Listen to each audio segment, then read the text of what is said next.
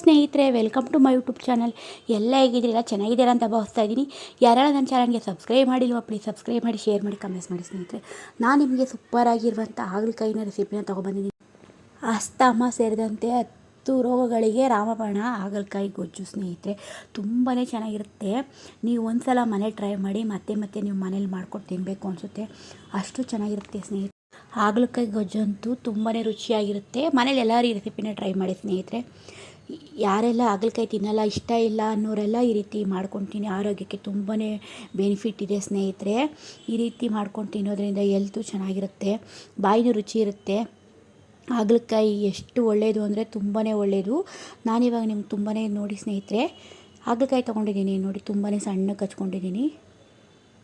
ಚೆನ್ನಾಗಿರುತ್ತೆ ಈ ರೆಸಿಪಿನ ಮನೇಲೆಲ್ಲ ಟ್ರೈ ಮಾಡಿ ಸ್ನೇಹಿತರೆ. ನೀಟಾಗಿ ವಾಶ್ ಮಾಡಿಕೊಂಡು ಕಟ್ ಮಾಡಿಟ್ಟಿದ್ದೀನಿ. ನಾನಿವಾಗ ಕರಿಬೇವಿನ ಸೊಪ್ಪು ತೊಗೊಂಡಿದ್ದೀನಿ, ಸಾಸಿವೆ ತೊಗೊಂಡಿದ್ದೀನಿ, ಅರಿಶಿನ ತೊಗೊಂಡಿದ್ದೀನಿ, ಬೆಳ್ಳುಳ್ಳಿ ತೊಗೊಂಡಿದ್ದೀನಿ, ಈರುಳ್ಳಿ ತೊಗೊಂಡಿದ್ದೀನಿ, ಬೆಲ್ಲ ತೊಗೊಂಡಿದ್ದೀನಿ, ಸ್ವಲ್ಪ ಎಣ್ಣೆ, ಸ್ವಲ್ಪ ಸಾಲ್ಟು, ಮನೇಲಿ ಬಳಸುವಂಥ ಸಾಂಬಾರು ಪುಡಿ, ಹುಣಸೆ ಹಣ್ಣಿನ ರಸ, 1 ಬಟ್ಲು ಕಡಲೆ ಬೀಜ ತೊಗೊಂಡಿದ್ದೀನಿ ಸ್ನೇಹಿತರೆ. ಇಷ್ಟಿದ್ರೆ ಸಾಕು ಸ್ನೇಹಿತರೆ. ನೆಕ್ಸ್ಟ್ ಟೈಮ್ ಬೇಕಾದ್ರೆ ಕಮೆಂಟ್ಸ್ ಮಾಡಿ, ನೀವೇ ಮನೇಲಿ ರೆಸಿಪಿನ ಟ್ರೈ ಮಾಡ್ತೀರಾ. ಅಷ್ಟು ರುಚಿಯಾಗಿ ಟೇಸ್ಟಿಯಾಗಿ ಚೆನ್ನಾಗಿರುತ್ತೆ ಸ್ನೇಹಿತರೆ. ನಾನಿವಾಗ ಒಂದು ಕಡೆ ತೊಗೊಂಡಿದ್ದೀನಿ. ಕಡೆಗೆ ನೀರನ್ನ ಸೇರಿಸ್ತಾ ಇದ್ದೀನಿ ನೋಡಿ. ಸ್ವಲ್ಪನೇ ನೀರು ಹಾಕ್ಕೊಂಡಿದ್ದೀನಿ. ಅದಕ್ಕೆ ತೊಳ್ಕೊಂಡಂಥ ಸಣ್ಣ ಕಟ್ ಮಾಡ್ಕೊಂಡಂಥ ಹಾಗಲಕಾಯಿನ ಸೇರಿಸ್ತಾ ಇದ್ದೀನಿ. ಸ್ವಲ್ಪ ಅರಿಶಿನ ಹಾಕ್ತಾಯಿದ್ದೀನಿ. ರುಚಿಗೆ ತಕ್ಕಷ್ಟು ಉಪ್ಪನ್ನ ಸೇರಿಸ್ತಾ ಇದ್ದೀನಿ. ನೀಟಾಗಿ ಮಿಕ್ಸ್ ಮಾಡಿ ನೋಡಿ, ಯಾವ ರೀತಿ ಕಾಣಿಸ್ತಾ ಇದೆ. ಇವಾಗ ಕುಕ್ಕರ್ ಮುಚ್ತಾ ಇದ್ದೀನಿ ಸ್ನೇಹಿತರೆ. ಒಂದು ವಿಜಲ್ ಬಂದರೆ ಸಾಕು, ಹಾಗಲಕಾಯಿ ಚೆನ್ನಾಗಿ ಬೆಂದಿರುತ್ತೆ. ತುಂಬಾ ರುಚಿಯಾಗಿರುತ್ತೆ ಈ ರೆಸಿಪಿನ ಮನೇಲೆಲ್ಲ ಟ್ರೈ ಮಾಡಿ ನೋಡಿ. ಎಷ್ಟು ಚೆನ್ನಾಗಿ ಬೆಂದಿದೆ, ಕಲರಾಗಿ ಎಷ್ಟು ಚೆನ್ನಾಗಿ ಕಾಣಿಸ್ತಾ ಇದೆ. ಈ ನೀರನ್ನ ಆಚೆಗೆ ಹಾಕ್ಬೇಡಿ ಸ್ನೇಹಿತರೆ, ಈ ನೀರು ಸಮೇತನೇ ಹಾಕಬೇಕು. ಇವಾಗ ಒಂದು ಕಡಾಯಿಗೆ ಹಾಗೆಲ್ಲ ಸೇರಿಸ್ತಾ ಇದ್ದೀನಿ.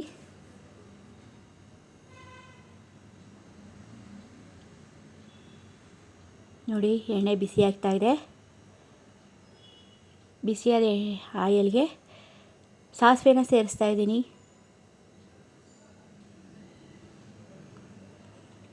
ಸಾಸಿವೆ ಸಿಡಿತಾ ಇದೆ. ಸ್ವಲ್ಪ ಬೆಳ್ಳುಳ್ಳಿನ ಸೇರಿಸ್ತಾ ಇದ್ದೀನಿ, ಜಜ್ಜಿದಂಥ ಬೆಳ್ಳುಳ್ಳಿ. ಅದು ನೀಟಾಗಿ ಚೆನ್ನಾಗಿ ಫ್ರೈ ಆಗಬೇಕು, ಆಗ ರುಚಿ ಚೆನ್ನಾಗಿರುತ್ತೆ. ಸಣ್ಣಕ್ಕಂತ ಹಚ್ಕೊಂಡಿರೋಂಥ ಈರುಳ್ಳಿನ, 1-2 ಈರುಳ್ಳಿನ ಹಾಕ್ತಾಯಿದ್ದೀನಿ. ಈರುಳ್ಳಿ ಚೆನ್ನಾಗಿ ಜಾಸ್ತಿ ಹಾಕಿದ್ರೆ ತುಂಬಾ ಚೆನ್ನಾಗಿರುತ್ತೆ. ಅದರಿಂದ ಕರಿಬೇವಿನ ಸೊಪ್ಪನ್ನ ತೊಗೊಂಡಿದ್ದೀನಿ.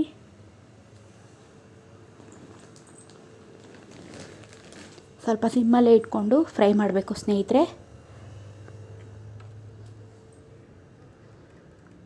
ನೋಡಿ ಯಾವ ರೀತಿ ಫ್ರೈ ಆಗ್ತಾಯಿದೆ ಈರುಳ್ಳಿ. ಈಗ ಬೇಯಿಸ್ಕೊಂಡಂಥ ಹಾಗಲಕಾಯಿನ ಸೇರಿಸ್ತಾ ಇದ್ದೀನಿ. ನೀರು ಸಮೇತನೇ ಸೇರಿಸ್ತಾ ಇದ್ದೀನಿ. ಅದು ನೀರನ್ನೆಲ್ಲ ಆಚೆಗೆ ವೇಸ್ಟ್ ಮಾಡಬೇಡಿ, ಅದರಲ್ಲಿ ಪೌಷ್ಟಿಕಾಂಶ ಇರುತ್ತೆ. ಬೆಲ್ಲನ ಸೇರಿಸ್ತಾ ಇದ್ದೀನಿ. ಹುಣಸೆಹಣ್ಣಿನ ರಸನ ಸೇರಿಸ್ತಾ ಇದ್ದೀನಿ. ಹುರಿದಿಟ್ಕೊಂಡಂಥ ಕಡಲೆ ಬೀಜನ ಪೌಡ್ರು ಹಾಕಿ ಸೇರಿಸ್ತಾ ಇದ್ದೀನಿ. ಮನೇಲಿ ಬಳಸುವಂಥ ಸಾಂಬಾರು ಪುಡಿನ ಬಳಸ್ತಾ ಇದ್ದೀನಿ. ನೋಡಿ ಎಷ್ಟು ಚೆನ್ನಾಗಿ ಕಾಣಿಸ್ತಾ ಇದೆ ಸ್ನೇಹಿತರೆ. ತುಂಬಾ ರುಚಿಯಾಗಿರುತ್ತೆ.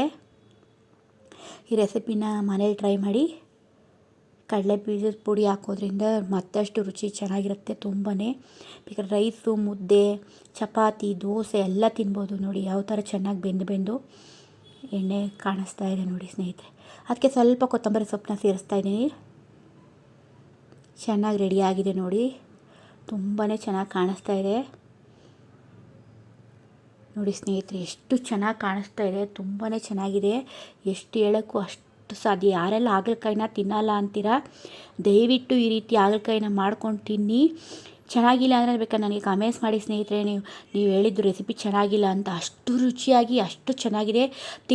ಅನ್ನೋರೆಲ್ಲ ಈ ಹಾಗಲಕಾಯಿನ ಗೊಜ್ಜನ್ನ ಮಾಡಿ ತಿಂತಾರೆ. ಕಡಲೆ ಬೀಜ ಜಾಸ್ತಿ ಹಾಕೋದ್ರಿಂದ ಅಷ್ಟು ಕೈ ಬರಲ್ಲ, ಆದ್ದರಿಂದ ನಾನು ಕಡಲೆ ಬೀಜನ ಜಾಸ್ತಿನೇ ಹಾಕಿದ್ದೀನಿ. ಮತ್ತಷ್ಟು ರುಚಿ ಜಾಸ್ತಿ ಆಗಿದೆ. ಬೆಲ್ಲ ಹಾಕಿದ್ದೀನಿ. ತುಂಬಾ ರುಚಿಯಾಗಿದೆ ಸ್ನೇಹಿತರೆ, ಎಷ್ಟು ವರ್ಣಿಸಲು ಸಾಧ್ಯ ಇಲ್ಲ. ನನಗಂತೂ ತುಂಬಾ ಇಷ್ಟ ಆಯಿತು. ನೀವು ಈ ರೆಸಿಪಿನ ಮನೇಲಿ ಎಲ್ಲರೂ ಟ್ರೈ ಮಾಡಿ. ಎಲ್ಲರಿಗೂ ನಮಸ್ಕಾರ. Thank you for watching.